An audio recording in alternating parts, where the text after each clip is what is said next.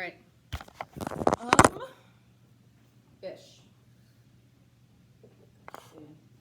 We can turn that to get the board. It's not going to get the board, is it? Yeah, more or less. Okay, whatever.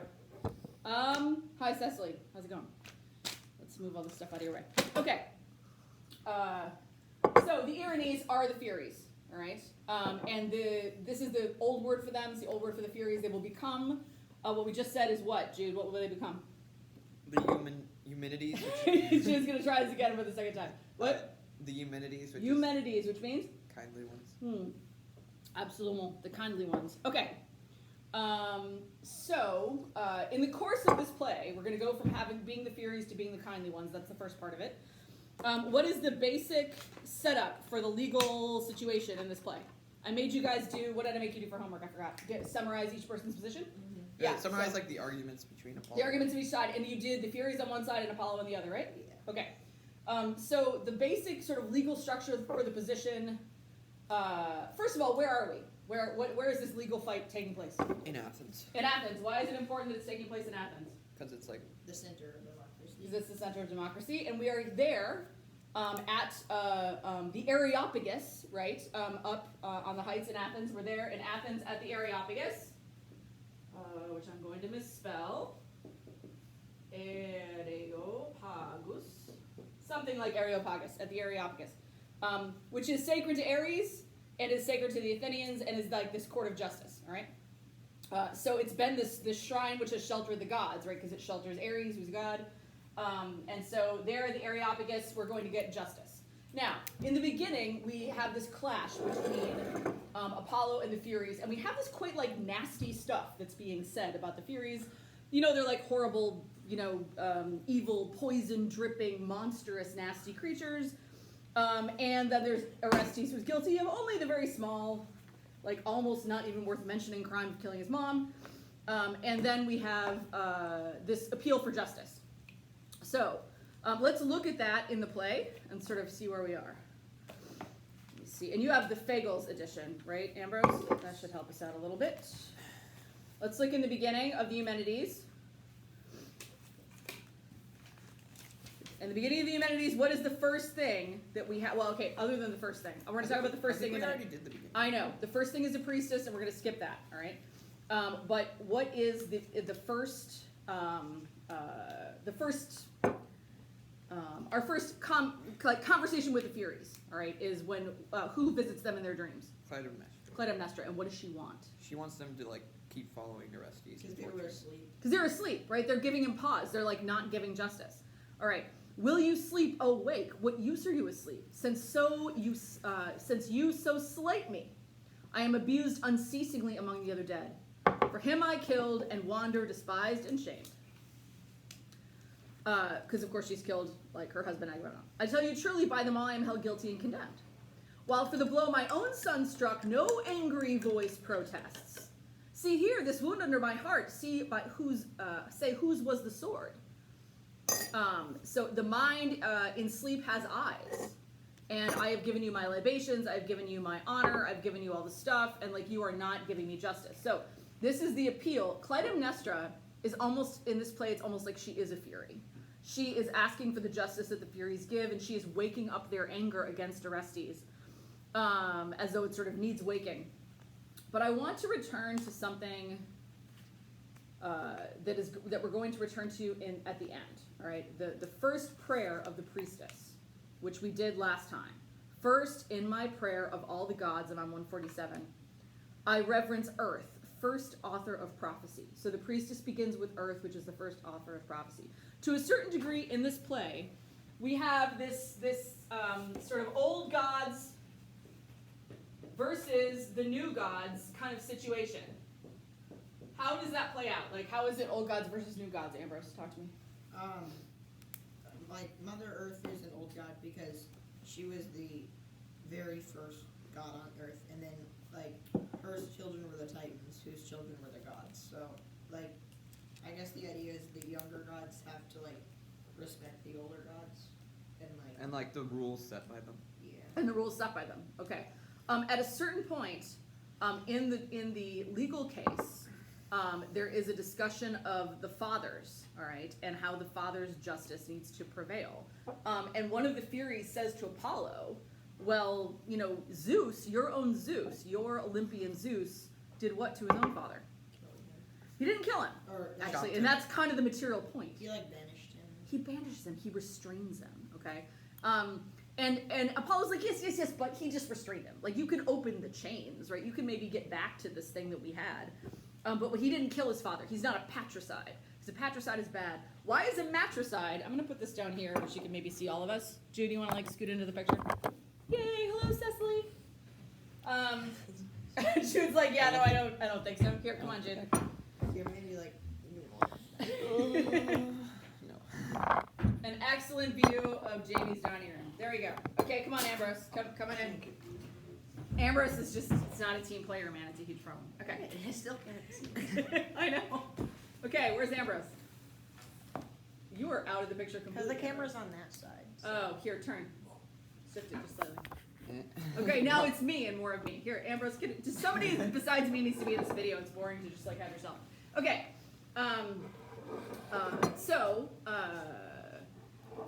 There's a couple of things happening here. Old gods versus new gods, all right? And the Furies definitely qualify as the old gods, right?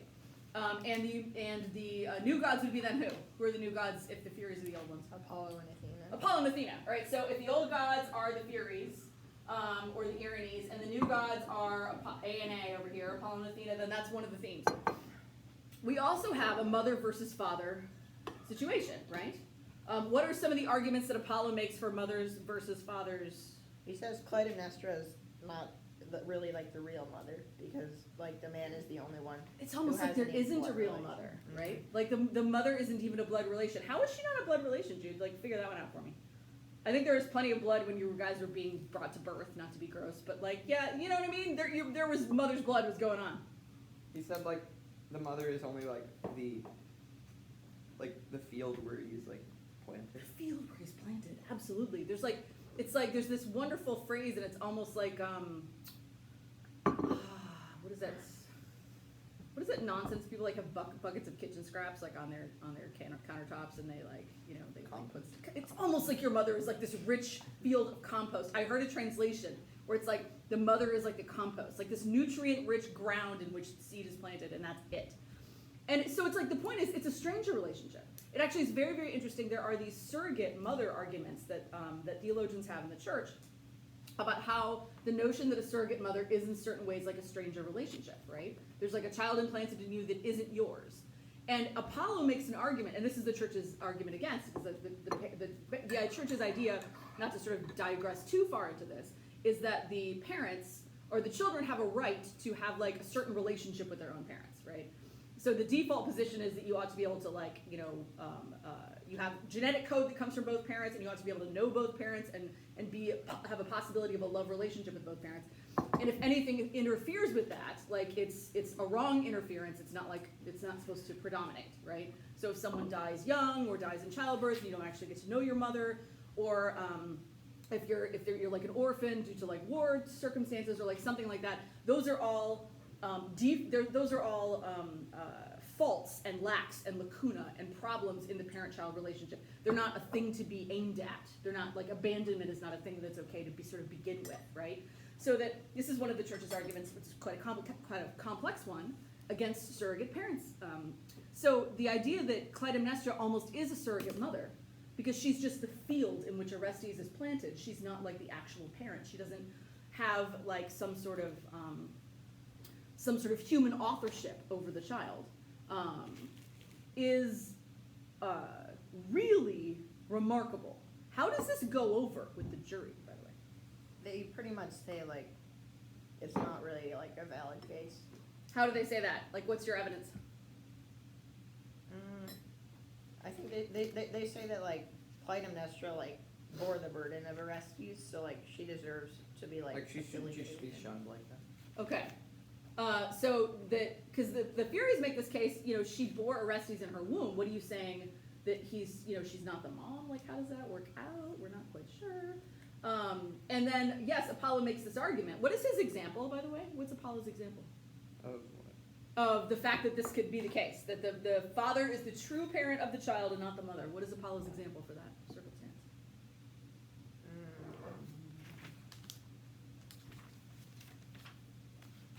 The father as the true parent.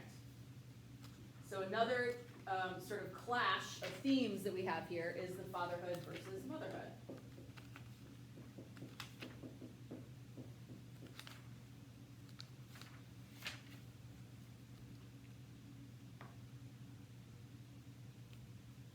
I mean, you guys would not. Athena.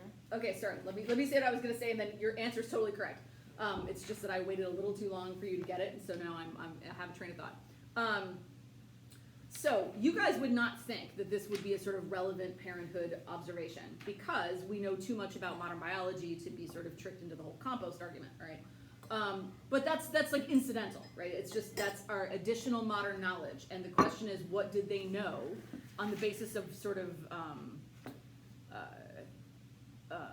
on the basis of like ancient kind of biology, but also there's sort of traditions about motherhood. So obviously there's when we talk about blood kin, one of the first things we mean when we use the term blood kin is a mother. And not to be gross about it, but one of the reasons we say blood kin is because, there's a fair amount of blood involved in like giving birth to a child. So the idea is you like give your blood to like bring your baby into the world. It's like an act of self-sacrifice. One of the early images of, it's not like super early, but one of the high medieval images of Christ is as the pelican. It's also the official symbol of the state of Louisiana, just incidentally, which is a Catholic state. The pelican, the medieval pelican, which they had totally zoologically incorrect. In the image, the pelican stabs its own chest with its beak, and the blood flows out of the chest and feeds the little baby pelicans. So it's like the pelican is the Christ figure because it sacrifices its own heart's blood for its children. There's image of like medieval parenthood, and that medieval biology would have been pretty much the same as like the Aristotelian, the ancient biology that we're dealing with here. So the idea of like a blood kin and blood sacrifice that you bleed in giving birth to a child, and this is like a blood tie that you share the same blood. You give your blood for the child, and you almost like you share the same blood. You've heard of a blood vow, two people bringing, having the same blood, being connected. A child is the blood that connects you. So there's all of these kind of ancient images that surround blood and motherhood as a connection. And Apollo is going to overturn that whole thing, and half of the jury is not going to find his argument convincing. Go ahead, Ambrose, and tell me what his example is. He says because Athena was like born out of an egg. Born out of a what? Zeus's. Oh yeah, An egg. No, bro. I'm thinking of something. Ambrose goes down in flames. Okay, no, not the egg. Who was born out of an egg, by the way? Castor and Pollux. Castor and Pollux, and maybe Helen too. Yeah. Helen too in the tradition. Castor and Pollux, the twin heroes, though actually they don't make it to the Trojan War because they're killed before then. Don't remember who kills Castor and Pollux. We'll have to look it up. Hesiod. Everything good is in Hesiod. Okay. Apollo, or rather Athena, is born from her father. The idea is, actually, it's really sort of fascinating. The story is her mother, who I believe is Memusine, or Memory, or maybe, is that Memory? Maybe the mother of the Muses is Memory. I'm getting my mother's confused. Or Metis. No, her mother is Metis. And so Metis, there's this prediction that the child of Zeus will be greater than himself. And so he swallows the mother. I believe he turns into a fly or something, and she buzzes around his head. Isn't that what Kronos does too? He eats all. Oh, he eats them, yes. So then several of them are saved. Is it Zeus who's saved, and maybe one other? I'm not sure. But because what's her name? They were all saved. Well, No. eventually, but Yeah. they're gods. Swallowing them doesn't kill them. Yeah. They're just like running around in his stomach. It's totally fine. But then he swallows, I believe, Zeus. He swallows a rock wrapped up in swaddling clothes, thinking that it's like, it's Zeus, but it's not. Zeus has been spirited away to like the goats on Mount Hermia or something like that. Something of that. So Zeus is raised by like I think a centaur. There's some other stuff going on. As I make hash out of mythology. However, okay, so Athena is the example. So Athena is the woman born of no mother. She is like the ultimate example of like the female sort of patriarchy here. In fact, she says herself at one point, I am sympathetic, so to speak. She's not the word. It's not the word she uses. Let's look that up. In the voting, when it comes to the voting, all right, she talks about herself as being sympathetic to all things male, basically, because she's like, I'm like just except in my sexuality, I'm not actually female, which is a really sort of interesting thing to say. It's like, except in my sexuality, I don't know how you make an exception like that. But she says, I'm much more like a man. I think like a man, and I'm like sympathetic to the sort of to the male. Oh, I found it. Where are you, babe? Line 748. 748. Or so. Lovely. My duty is to give the final vote? Yeah. Ah. Okay. Oh, there's so much good stuff in here. Okay. And this is when the chorus, by the way, and who is the chorus?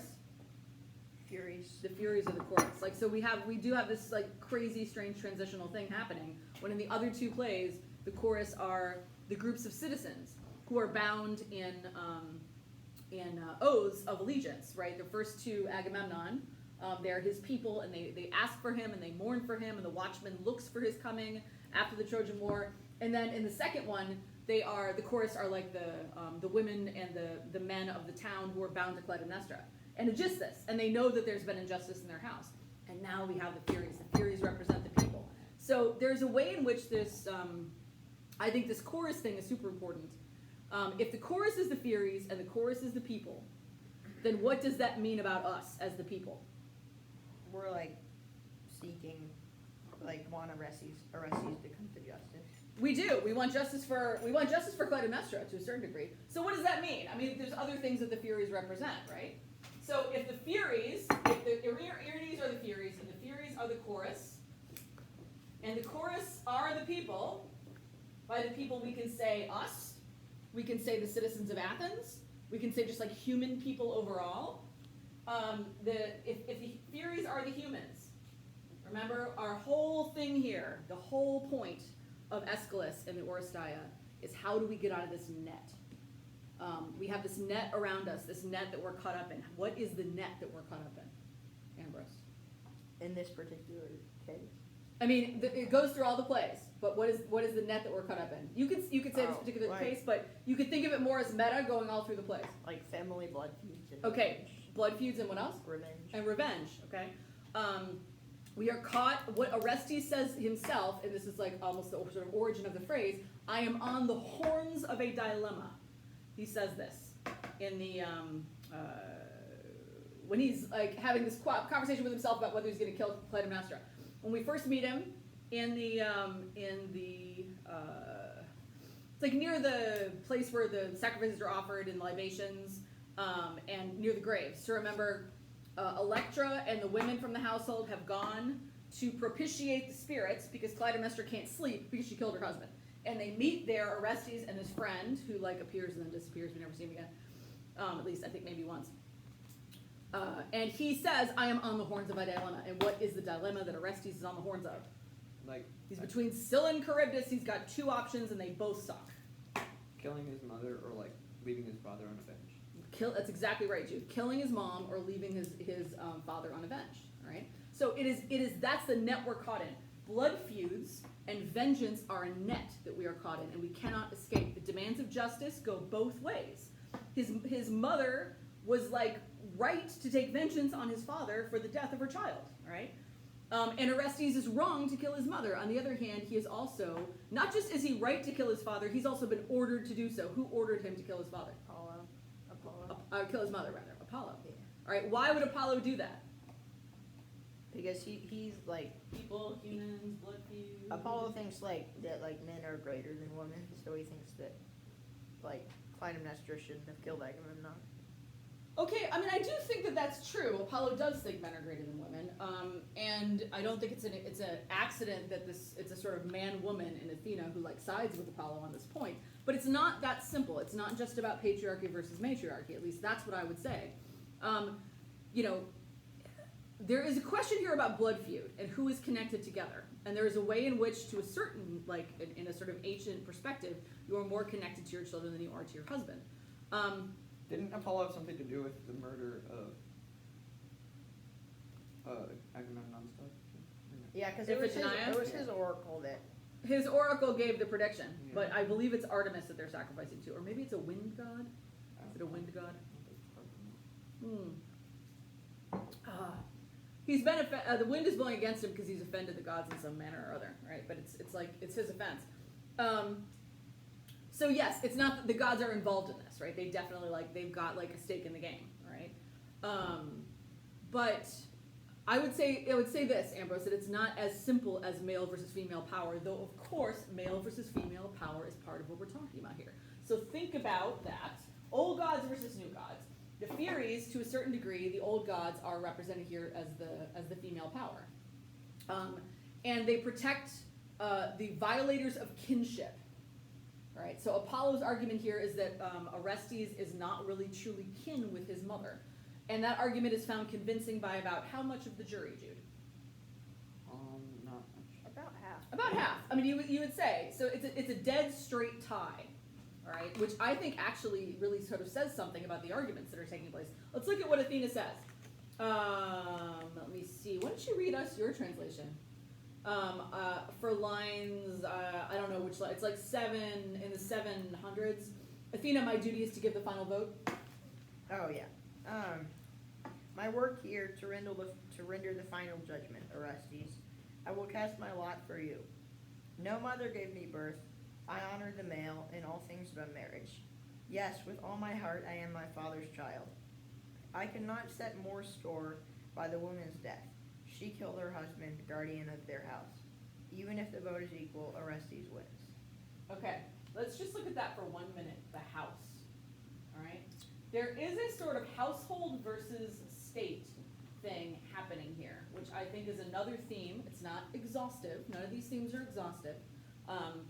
When you have something which is really like one of the great works of the human mind, which I think the Oresteia is, there are just so many themes. You could bring out so many things, but I think it would be the major things we have happening here are Athens and the Areopagus, which is justice and law, right? The idea of the establishment of justice and law as ways out of the ancient grudges, as ways out of the blood feuds. This is a major theme that preoccupies Aeschylus, and he wants to both give a verdict which can be recognized in its justice, and to place his city in prominence, and to reinforce the idea among the Athenians who would be seeing this play that theirs is the place where justice is accomplished, both justice for the ancient gods and for the new gods. So we have one justice, even though blood may divide us in these various ways and traditions may divide us in these various ways,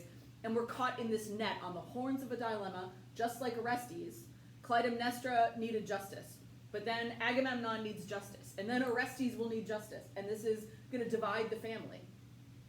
So this blood feud, this cycle of the blood feud, is going to bring destruction, all right? And the kindly ones have just warned us. Look at right before Athena speaks in the chorus. You think your youth may tread my age into the dust. This is the Fury speaking. When we have heard the verdict will be soon enough to launch my anger against Athens, I will wait. So not just do they think that the trial is going to go against them. Remember, they've agreed to this trial in good faith. But there will also be consequences for injustice. Just this happens all the time. This happens with us, all right? Even if we agree to a trial or an adjudication or a bringing together of grievances in good faith, if the judgment goes against you, you may wreak your vengeance upon the city, upon the town, upon your family, upon your friends. You know what I mean? If a judgment between you, I don't want to minimize things, but if a judgment between family members goes against them, if there's a deep disagreement between some portion of the family, even if things are settled, there's a final settlement, there still might be consequences to that. There's still this division within the family. There still could be scores to settle. There still could be disharmony and disunity and vicious feelings, envy, jealousy, all kinds of stuff, okay? You think your youth may tread my age into the dust. Here's another element here. We got old gods and new gods, right? And the idea that if Olympian Zeus's justice is going to give justice only to the new gods and to the people popular among the new gods, then there's a whole array of retribution that will need to be faced. So justice cannot just be for the old, right? Or for the new. It has to be for the old. In this Furies versus Athena and Apollo question, the Furies have got to be placated. What does it mean to placate someone? Pleased. Pleased, all right? Literally plaqué, all right? to like calm them down and please them and make them a little bit happy. All right, plaquette. Okay. So in this old gods versus new gods, there's got to be more than just a decision, because you have to live with the consequences of the decision. And the Furies are threatening what? What are they threatening? Orestes. Well, not just Orestes. The Athens. the Yeah, city. when we have heard the verdict will be soon enough to launch my anger against Athens, I will wait. And then what's going to happen with the verdict? Okay, so first of all, who votes first? Athena. She votes first. She's the tiebreaker, but she votes first. It's interesting. I had forgotten that when I was rereading it. Was like, wait, she doesn't even wait for them to vote. Who else is voting, by the way? 12 Athenians. 12 Athenians. Okay, it's too big for just Athena. This goes back to justice and law. Athens and the Areopagus and justice and law, all right, it's bigger than just the gods.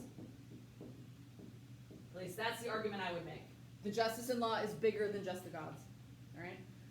So Athena, it's not just her. She's not just going to make the decision. She herself says, I need my citizens, all right? She's going to bring in 12 good men and true, as they used to say in the English jury system, which of course comes from the Athenian jury system, which of course, like our jury system then comes from the English jury system. I mean, this is of great importance to us when it comes to like the history of our ideas of justice and the structures of our courts too. So let me read this. This is our translation. This is what is this gentleman's name? This is Philip Velikat. The purpose of this, I'm with Fagels almost every time on like on word choice, but Velikat's translation, which you and I are reading, Jude, is specifically done for the stage. So it's kind of a lot more immediate. He sort of cuts some corners on length and goes for like expressiveness, and I think that also makes it interesting. My duty is to give the final vote. Notice she says this, but hers is the first vote. I'm just rereading my translation of what Ambrose just read. So I'm on a line about 700 of the Eumenides. When yours are counted, mine goes to uphold Orestes' plea. So first we're going to count yours, but just so you know, mine goes to uphold Orestes' plea. Why? No mother gave me birth. Therefore, the father's claim and male supremacy in all things, save to give myself in marriage. Okay, so like setting that aside, which of course she has not done, right? She's a virgin goddess. Wins my whole heart's loyalty. Therefore, a woman's death who killed her husband is, I judge, outweighed in grievousness by his. So the woman's death who killed her husband is outweighed in grievousness by the death of the husband. It's like the grievousness of the death of the husband is more important. It weighs heavier on justice than the death of Clytemnestra. So between Agamemnon and Clytemnestra, Agamemnon's death weighs heavier in the scales of justice, and Clytemnestra's is a less serious thing. Why? Because Agamemnon is the man. That's kind of what's happening here. Now, there's a couple of things beyond being the man. I'm not trying to be simplistic about the sexism, though I think there is some there. He's the head of house, and he's the king. Those are two extremely important roles, which she has overturned. So in overturning, so first of all, we have a wife violating like a marriage covenant and killing her husband, right? Like, so two that are supposed to be bonded in love, there's been a total betrayal there. I'm not saying that he didn't betray her first with the whole dead daughter thing. I'm just saying there's been a betrayal. So betrayal in marriage, and then of course she was unfaithful too. That's kind of the implication is of the betrayal in marriage, because she's taken lover at just this. Though of course, Aeschylus really presents that as kind of the consequences of justice, as opposed to like something which it's not like she became corrupt and then chose to kill her husband. It was like she chose to kill her husband almost before he had kind of left. I think the way Aeschylus presents this. In betraying the daughter, she was like, I'm done here. Like, it is, you killed my child, we're done.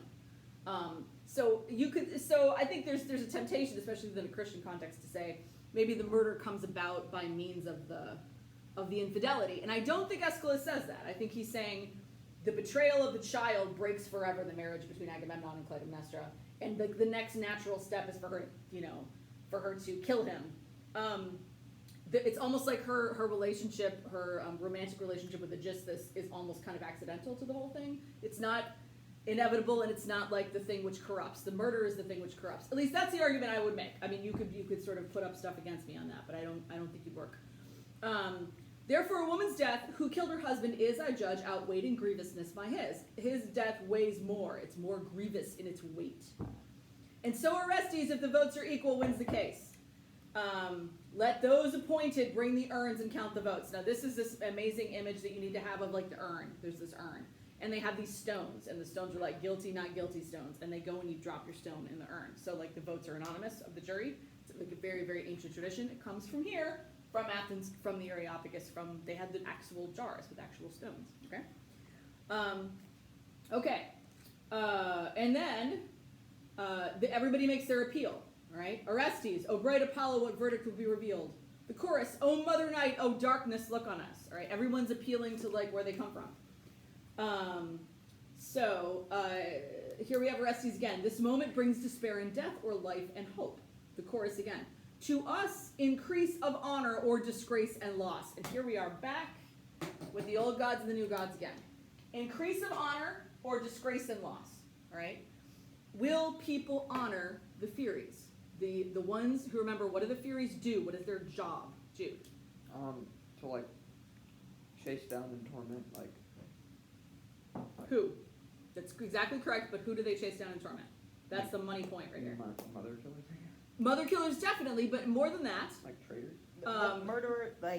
Murderers who murdered people who were, like, weaker than them and, like, didn't have a voice. Yeah, no. Rose is trying to turn it into, like, this big, beautiful democratic justice project. No, they're not quite as saintly as that. Bloodkin, you guys. It's all about the bloodkin. Remember, this is why it's super important that Apollo is making this argument that Orestes is not, in fact, bloodkin to his mother. Because that wouldn't matter. He's trying to say, look, the father has more preeminence, but it's more than that.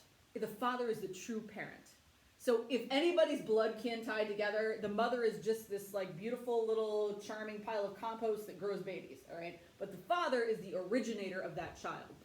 And so the primary loyalty and responsibility are to the father at all times. The Furies, there is a sort of, we're definitely talking about a matriarchal versus patriarchal image here, right? A hierarchy of males as opposed to a hierarchy of females. However, it's more than that. The Furies are about blood relationships. So there is those who violate blood-kin relationships. That would be brother and sister too. So, like, if Orestes had killed Iphigenia, if you see what I mean. So the most fundamental relationship in blood is always motherhood. The mother and the child are, like, the strongest bond in blood that a family has. Why is that, by the way? Like, why mother more than father? Because, like, she was the one who bore them, like, the children, so she, like, understands them better, I guess. She carries them inside of herself, right? And she bleeds when she brings them forth. Not to get too graphic about it, but there's a especially in the ancient world, like, you're never quite sure who someone's father is, but you always know who their mom is, right? I mean, like, there's lots of evidence the whole village can witness, like, the evidence of motherhood, right? There's, like, screaming and groaning and blood, okay? And so the motherhood is like a universally understood fact, right? And so who's the father? Well, the mother will have to tell you who the father is. Otherwise, you can't really quite be sure. And so, I mean, I'm not trying to make it sound dubious. I'm just saying the most visible kind of authentic image of family is the mother and the child together. So there's a way in which, by trying to break that up, Apollo is really just being horrifying in a certain way. Like, he's saying she's not there isn't this mother and child, like, bonded together, like, as the fundament of all familial relationships, and, like, the one thing you can absolutely guarantee is you know who your mom is because you guys had a blood connection. She carried you in her womb.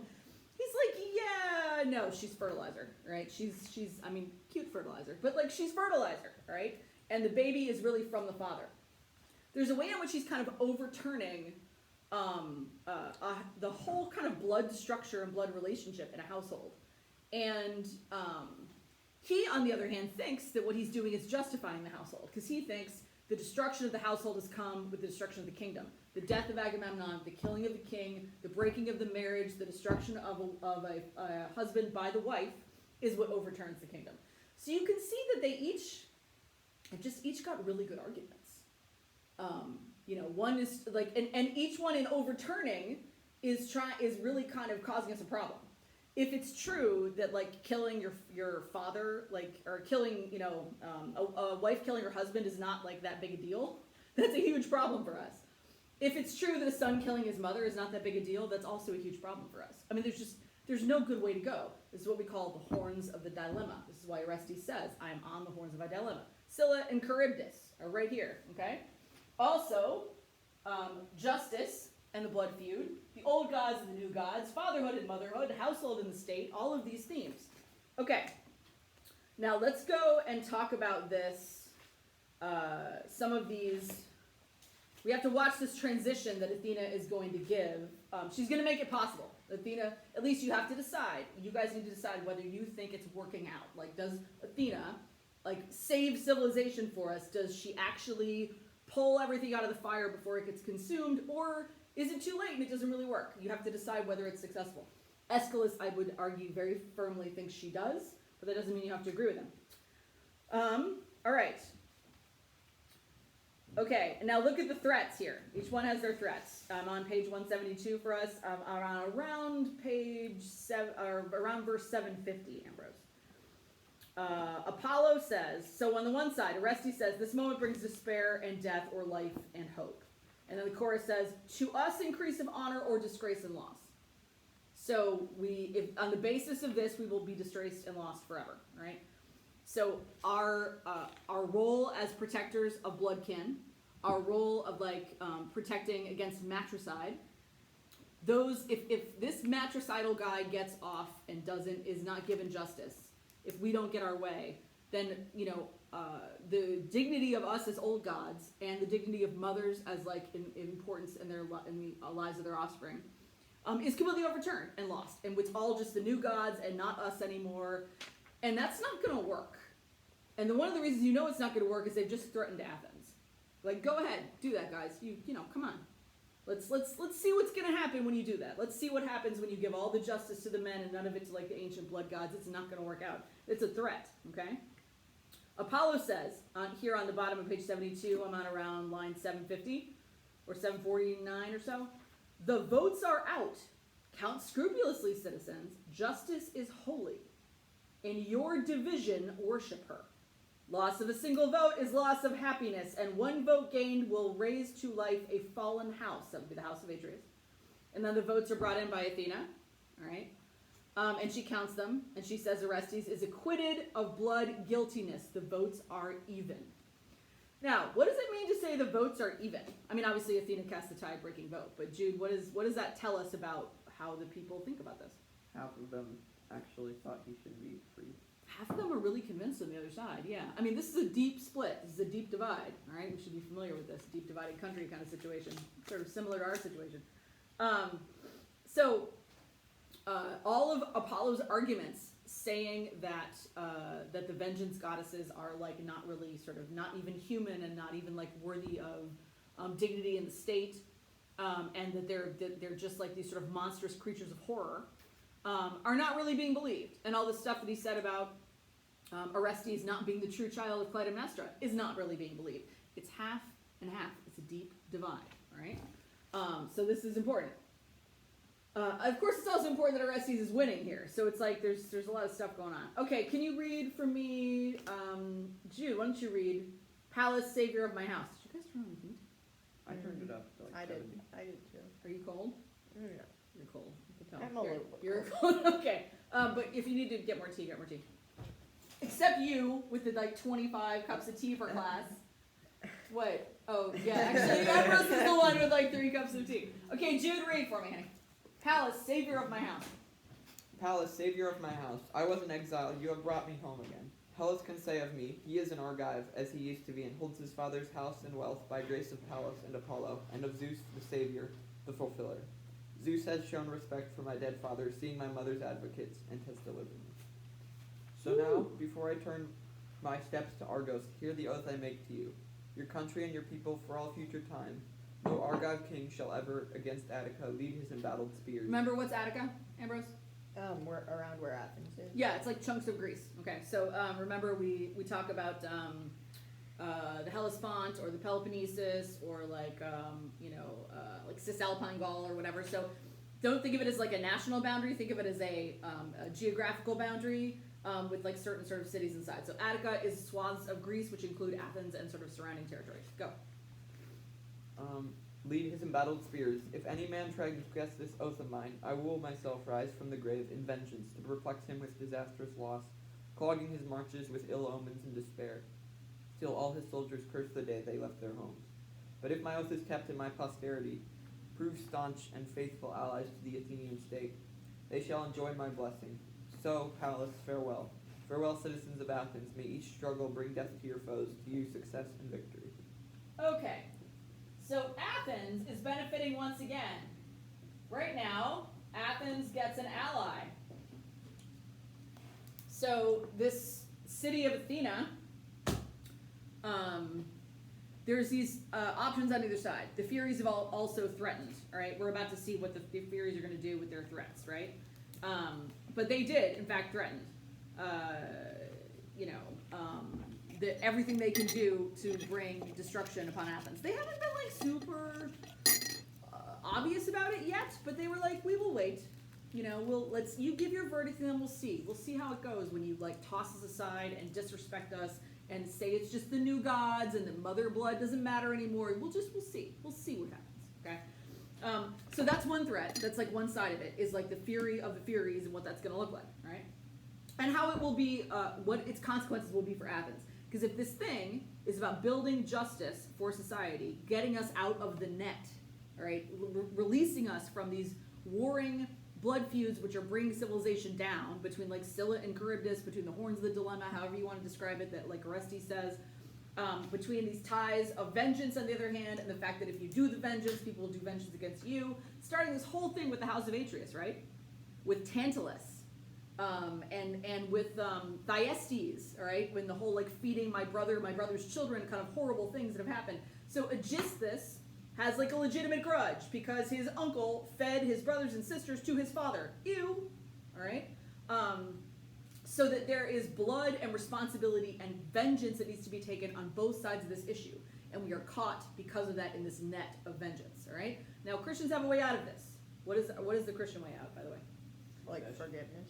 Forgiveness is a possibility. Confession is a possibility. There's a really kind of lovely Old Testament way, though, which is to say that vengeance is God's, right? It doesn't negate justice is mine, says the Lord. Okay, vengeance is mine, says the Lord. He actually doesn't say justice. He says vengeance. I believe is a translation. So that means it's not that there's no vengeance. It's that vengeance is God's, right? So it doesn't still our sense of the necessity of vengeance. We don't say, like this overwhelming feeling that I have to have justice for this thing, that this can't be the way it ends, that somebody's got to catch it for this. There is in fact consequence to that. There's somewhere for that feeling to rest properly, and it's in the hands of God if vengeance is God's. Okay, but if vengeance belongs to the gods, the Furies, then this cycle of vengeance continues, and then we have the house of Atreus just like smothering itself in its own blood. Right? So we have to get out. But if we get out and then the Furies are punishing us for getting out, and Athens has established justice but now has to suffer under the Furies' curse, we also have a huge problem. So how are we going to get out from that? All right? Okay, here we go, the chorus. Jude, read for me. This is really important on the bottom of 73. I'm about page 700, or verse 780, I think, Ambrose. The old is trampled by the new. The old is trampled by the new. Here we go. Curse on you younger gods who override the ancient laws and rob me of my due. Now to appease the honor you reviled, vengeance shall fester, my full heart pours over this land on every side. Okay, let's calm down a little bit. Vengeance shall fester till my full heart pours over this land on every side. What? What will my heart pour? Jude, what is your translation? Or Ambrose, what is your translation? My heart pours out what? Curse. I loose my poison over the soil. Yeah. Cursing the land to burn it sterile, and now rising up from its roots a cancer, blasting leaf and child. Ouch. Harsh. Okay. So, now to appease the honor you reviled, all right, you, as in Athens and Athena and justice and men generally to a certain degree, though I don't want to push that too far, and Apollo, to appease the honor which you have reviled. How do we do this? Vengeance shall fester, till my full heart pours over this land on every side, anger for insult, poison for my pain.